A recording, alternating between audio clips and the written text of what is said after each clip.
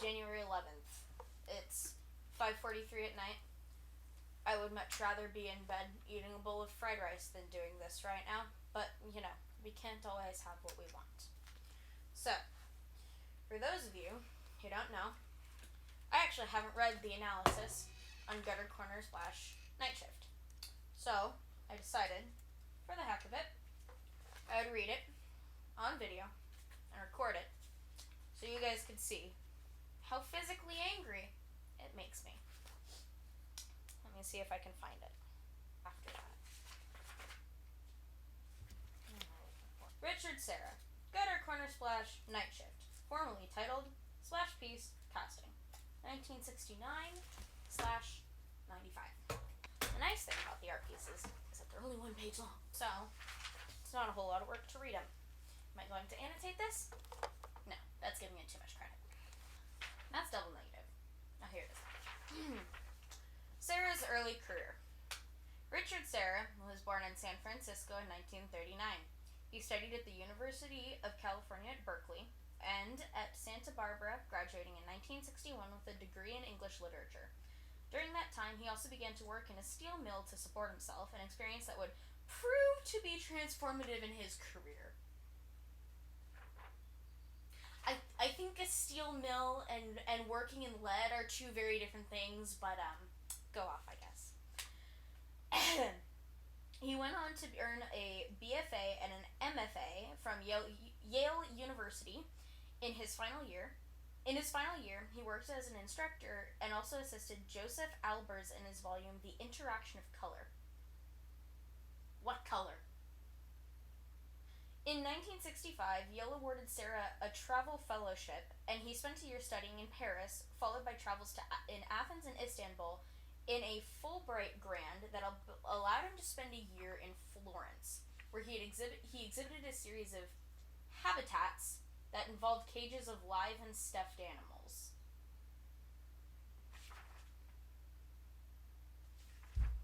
So if he exhibited these, he made them, right? Of live and stuffed. What are you doing with your life? How low do you have to be to make artworks with live stuffed animals? What? I don't understand. What? Returning to the U.S. in 1967, after making pieces of art with live animals, Serra began making sculptures out of rubber and neon tubing, and then out of cast and molten lead, with formal qualities similar to the works of his minimalist and post-minimalist peers. I'm going to assume this guy died of lead poisoning. Oh, hey, look, a cat. He had to have. What? How long was he working in metal? In 1968 and 69, he signed on with the Leo Castelli Gallery and exhibited a number of lead rolls and props at the Guggenheim Museum and at the Whitney Museum of American Art. Cool. So, not only are you killing yourself with your art, you're now killing other people with your art. Great! Awesome! Cool. Okay. These works consisted of lead sheets that had been rolled up and placed on the floor, sometimes in groups of 2 or 3, and sheets and bars of lead that existed in precarious relationships, propped against each other or against the wall in such a way that they seemed to likely collapse at any moment. Why?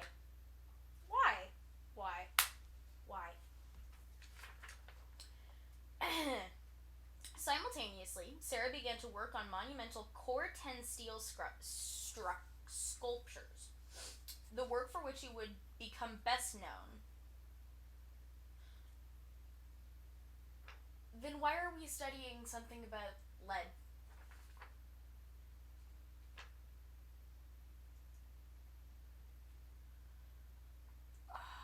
With support of Los Angeles County Museum of Art. He accepted a number of major commissions from the late 1960s onward, most famously to create a public work for Federal Plaza in New York City, where he installed a long, torqued wall of steel that grew unpopular and was eventually removed and destroyed, despite Serra's protestations in court that such an action would violate his First Amendment rights. So he was commissioned for the work in the Federal Plaza in New York City, and then it later got taken down, and he took it to court, saying this violates my First Amendment right. But if he was commissioned to do it, then they can take it down whenever. It would be a violation of the First Amendment if it was like a graffiti work or something, but it's not. It suggests that he was commissioned to do it. In addition to making sculptures, Serra has, since the 1970s, been making drawings and prints, often using jet black pigments that convey the same heaviness as his works in metal. I have nothing to say to that, actually. I mean, some of it sounds cool. Gutter Corner Splash Night Shift, formerly titled Splash Piece Casting, Analysis. Richard Serra executed his first splash piece. Oh, there's multiples of them now, are there? Awesome. Created by flinging thousands of pounds of molten lead at the gutter where a corner floor meets a wall. I would say diabetes, but that has no relation to this. Diabetes. Serra emits the same energy that Heiser did with Double Negative. You need to make some works of art? Create or destroy thousands of pounds of rock, and you have art.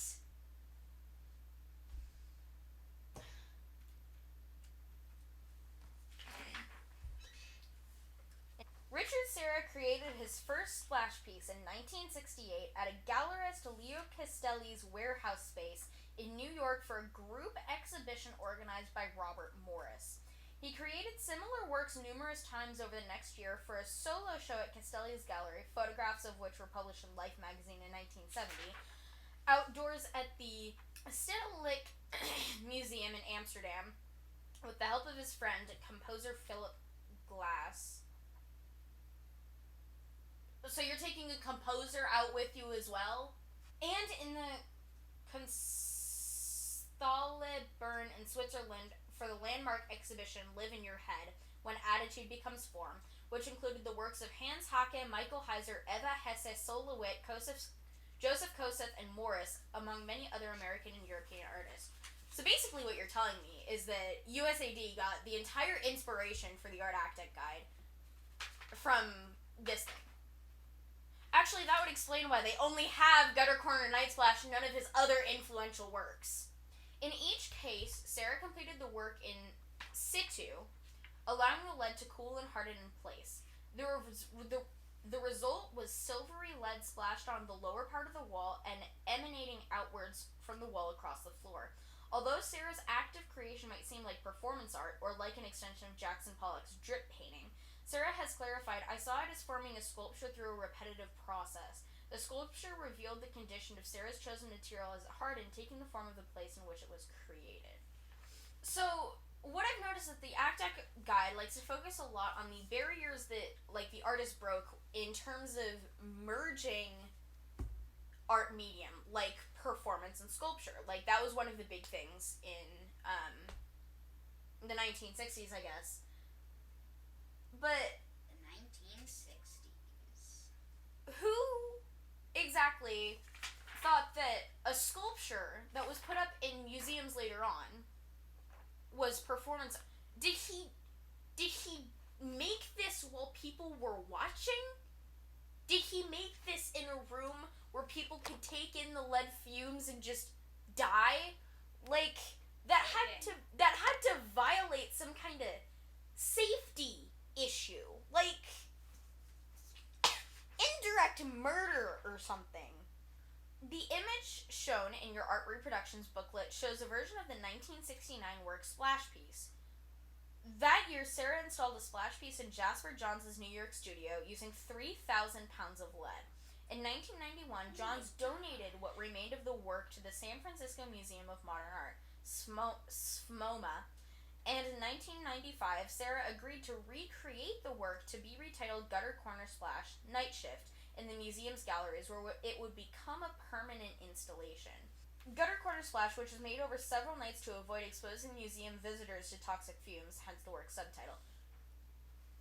But you didn't think of this before? Like, this was a new way of doing things? Like, I get that they wanted to do that because they wanted the permanent installation, so it's actually, like, against the wall, so they won't move it like they did with the other ones. Like, that's the permanent installation part. But this suggests that he didn't do it over several nights to ensure the safety of the visitors in the other versions of Corner.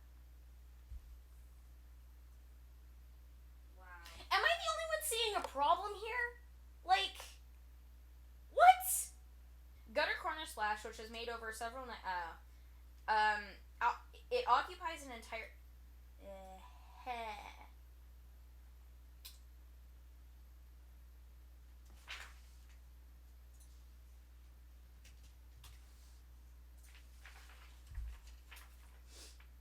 Gutter Corner Splash, which is made over several nights to avoid exposing museum visitors to toxic fumes, occupies an entire gallery.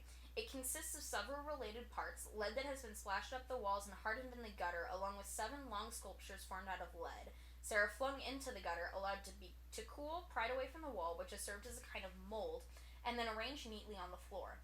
As with every version of Sarah's lead splashes, the recreation of SMOMA relied upon and continues to highlight the architecture of the gallery, imposing itself in perpetuity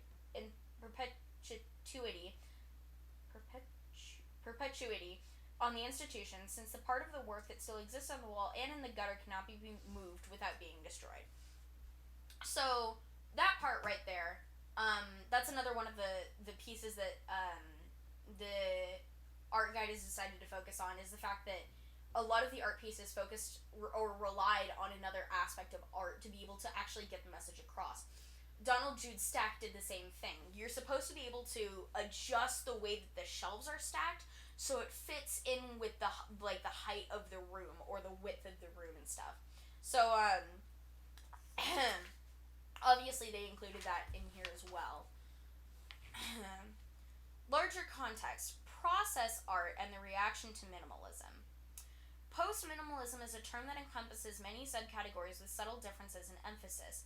Sarah's early work is typically characterized as process art, or art that is concerned primarily with the process of its making and with leaving that process evident in the final product. In 1967, the year before Sarah began to make sculptures from splashed molten lead, he wrote a list of words in neat script that begins to roll, to crease, to fold, and ends 2 pages later with the directive to continue.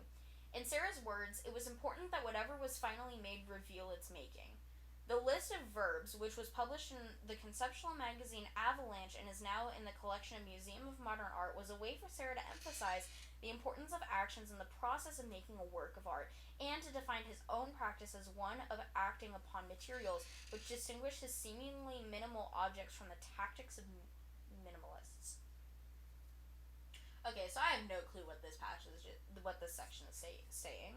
Get back to me on that, if anybody knows what that says, because beats me. Sarah articulated a similar notion in a series of short films he made in the late 1960s, which included a 3-minute long film titled Hand Catching Lead, which simply shows a hand catching or failing to catch falling clumps of lead. Great.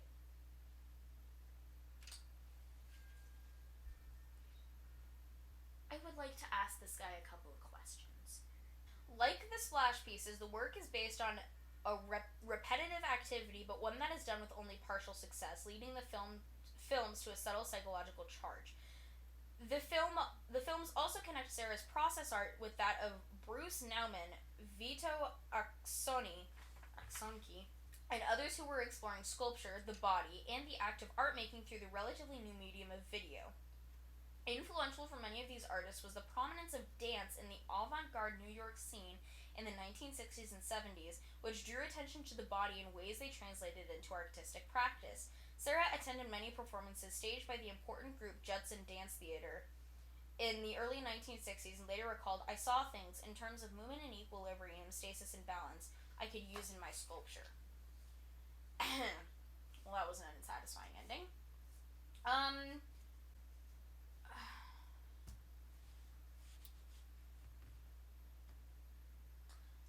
don't know what to say, really, other than the fact that I definitely think this guy might have had a couple screws loose. Because, I mean, obviously, probably,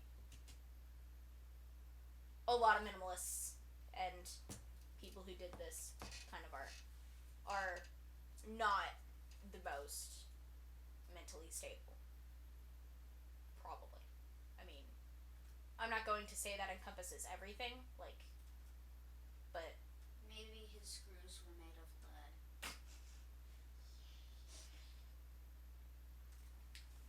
so I just don't think any mentally stable person would choose to work in lead to get their message across. I'm not even quite sure what his message really was.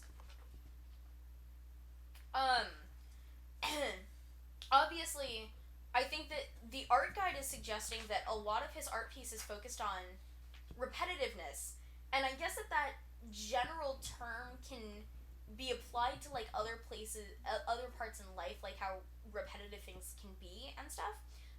And I know that the 1960s wasn't really like solid in, especially with the art, it wasn't really solid in how things were like supposed to be, but like with a lot of the other art pieces, it was able to at least draw conclusions from it. It felt like this piece was very left open to interpretation. Like, it said that it wasn't a performance, it wasn't meant to be a merging between sculpture and performance, and it wasn't meant to be a play on of Jackson Pollock's drip paintings. So, I mean, that eliminates like a lot of what it did, and then it ties in the repetitiveness. So, because all it has here is the reaction to the art of minimalism. Like it's meant to be the conclusion to the minimalism portion of it, since Heiser's land art is the only thing that comes after that. But it doesn't really sum it up at all. I'm angry. I've actually had goosebumps trailing up and down my skin for this entire video because of how absolutely idiotic this is. But I don't have a lot of things to say, like, afterwards, because there's just not a lot here to work with. Other than the fact that he used lead, which is stupid. Please